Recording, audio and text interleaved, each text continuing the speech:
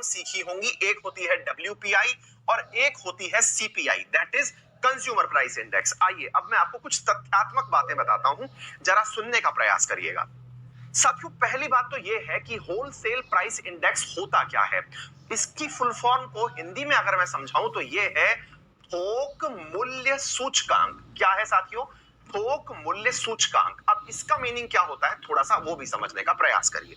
साथियों, थोक मूल्य सूचकांक क्या है? असल में आप लोगों ने कई बार ऐसा देखा होगा कि अपन लोग जब मंडी जाते हैं ना सामान खरीदने, दो प्रकार के कार्य आपने देखे होंगे। आपके पेरेंट्स ने तो डेफिनेटली ऐसा कुछ ना कुछ जरूर किया होगा।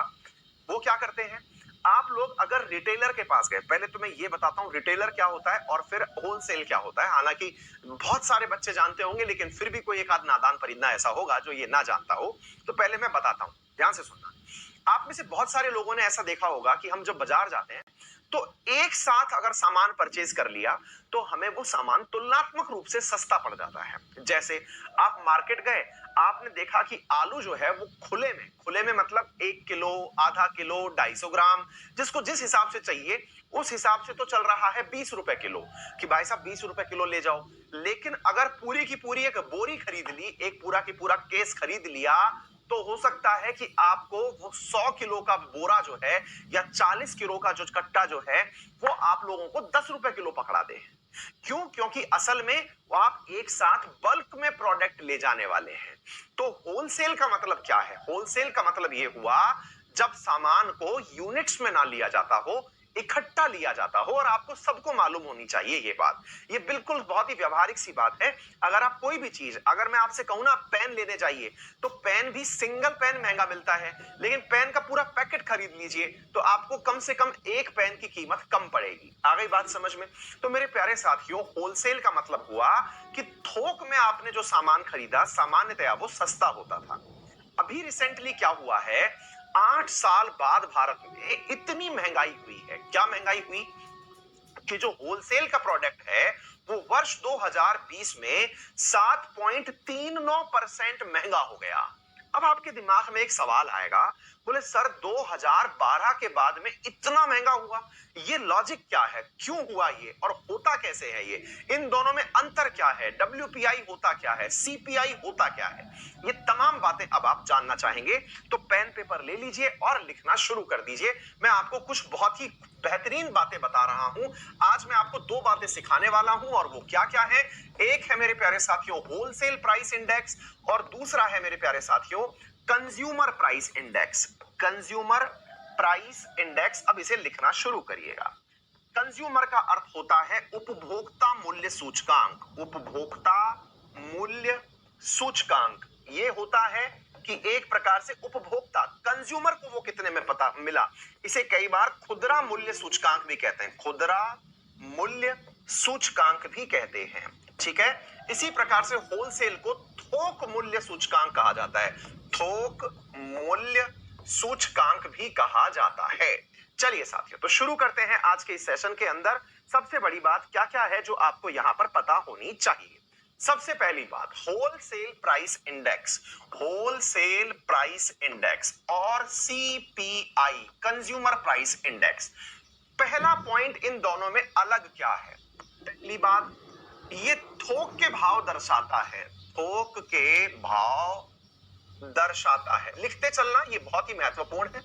और यहां पर आप लिखिएगा कि ये खुदरा भाव दर्शाता है। खुदरा, खुदरा बोले तो रिटेल के भाव दर्शाता है। रिटेल के भाव, नंबर 1 पॉइंट। अर्थात आप एक जगह गए, आपने कहा भैया ये 10 पेन एक साथ दे दो, तो 10 पेन का जो भाव है वो होलसेल प्राइस इंडेक्स में आएगा।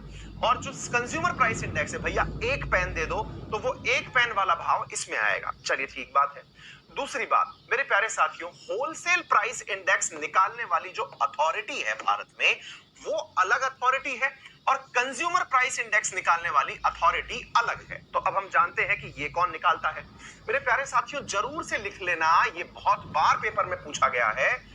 Office of economic adviser. Economic adviser जो है ना, इकोनॉमिक एडवाइजर भारत के अंदर जो आर्थिक सलाहकार जो भारत के हैं, उनका जो कार्यालय है मेरे प्यारे साथियों, वो निकालता है। ये कहां होता है? ये होता है मिनिस्ट्री ऑफ कॉमर्स में, मिनिस्ट्री ऑफ कॉमर्स में, यानी कि वाणिज्य मंत्रालय के अंदर जो भी आर्थिक सलाहकार होता है उसके द्वारा क्या निकाला जाता है मेरे प्यारे साथियों, ऑफिस ऑफ इकोनॉमिक एडवाइजर के द्वारा होलसेल प्राइस इंडेक्स निकाला जाता है। अब सवाल बनता है सीपीआई कौन निकालता है? इसको समझने के लिए आपको पहले यह समझना होगा कि सीपीआई अकेला नहीं आता। अब सीपीआई अकेला नहीं आता तो कितने प्रकार का होता है? आइए पहले हम इस बात को थोड़ा सा समझने का प्रयास करते हैं। आप में से बहुत सारे विद्यार्थियों को इस बात का महत्व ही नहीं पता है कि इस पेपर में इस क्वेश्चन का महत्व क्या है। एक बार के लिए काम करता हूं, शायद हमने प्रीवियस ईयर क्वेश्चन भी लगाया होगा आप लोगों के लिए। जी हां साथियों, ये रहा आपके लिए यूपीएससी का क्वेश्चन पेपर, और इस यूपीएससी के क्वेश्चन पेपर के अंदर ये देखिए सीपीआई और डब्ल्यूपीआई। डब्ल्यूपीआई मेरे प्यारे साथियों ये बहुत ही इंपॉर्टेंट क्वेश्चन है, इसका महत्व थोड़ा सा समझ लीजिए और इसलिए इसे लिखते चले जाइएगा। क्लियर है? इसलिए मैं आपको बताने का निवेदन कर रहा हूं कि कृपया आप इन बातों को नोट करते चलें। हाँ जी, अब मैं चलता हूं सीपीआई के ऊपर। साथियों सीपीआई जो है वो 4 प्रकार की होती है। कितने प्रकार की होती है? 4 प्रकार की। कंज्यूमर प्राइस इंडेक्स 4 बार निकाला जाता है। कैसे कैसे निकाला जाता है मेरे प्यारे साथियों? पहला है कंज्यूमर प्राइस इंडेक्स। किसके लिए? इंडस्ट्रियल लेबर के लिए। किसके लिए? इंडस्ट्रियल लेबर के लिए। प्लीज इस शब्द को लिख लीजिएगा। इंडस्ट्रियल लेबर का मतलब हुआ औद्योगिक रूप से जो श्रमिक कार्य कर रहे हैं उनके लिए महंगाई का मतलब क्या है। दूसरा है सीपीआई यानी consumer price index rural labour के लिए। रूरल लेबर, रूरल का मतलब हुआ ग्रामीण क्षेत्र में काम करने वाले मजदूरों के लिए महंगाई का मतलब क्या निकलेगा। तीसरा होता है सीपीआई एग्रीकल्चर लेबर के लिए, यानी कि जो खेतों में काम करने वाली लेबर है।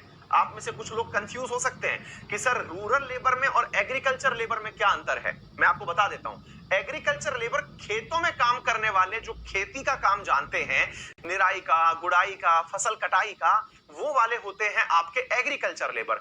लेकिन गांवों में और भी बहुत सारे काम होते हैं, जैसे सड़क निर्माण का कार्य, घर निर्माण का कार्य या मनरेगा के तहत बांध निर्माण का कार्य, उनमें काम करने वाले रूरल लेबर। ये दोनों अलग अलग कंसीडर किए जाते हैं।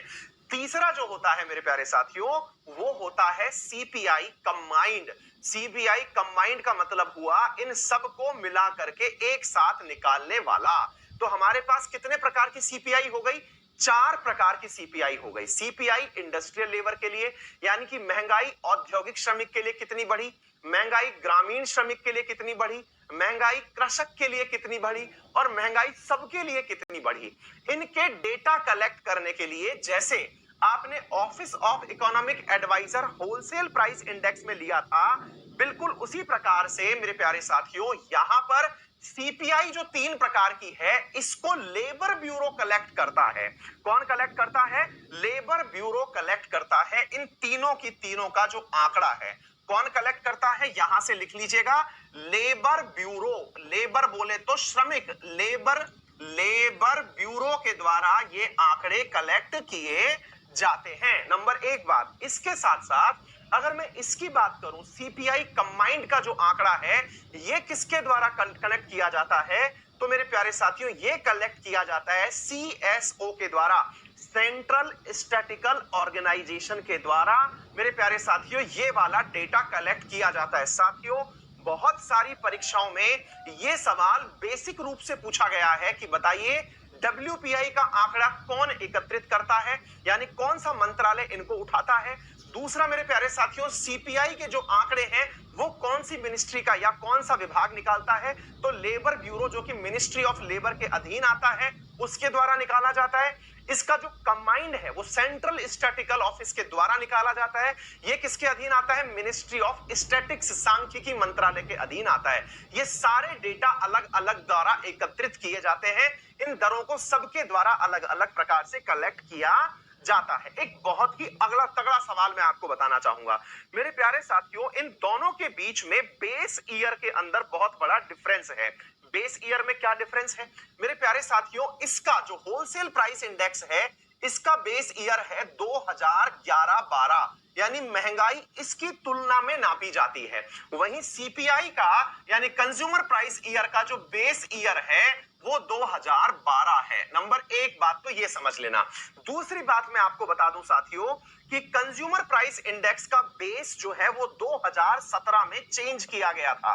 2017 से पहले ये बेस 2004-5 हुआ करता था, इसे लेकर के 2011-12 2017 में किया गया। वहीं पर बेस ईयर 2017 ये जो सीपीआई है ये ऑलरेडी चल रहा है। अब सवाल बनता है सर ये बेस ईयर होता क्या है? अब मैं आपको बेस ईयर थोड़ा सा समझा देता हूं।